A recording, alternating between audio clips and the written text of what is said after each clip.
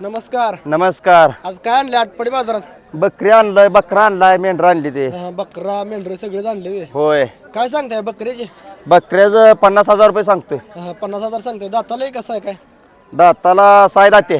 सायदात जरा दात दाखवा की. सायदात ते आता हा ही कोणता कलर आला?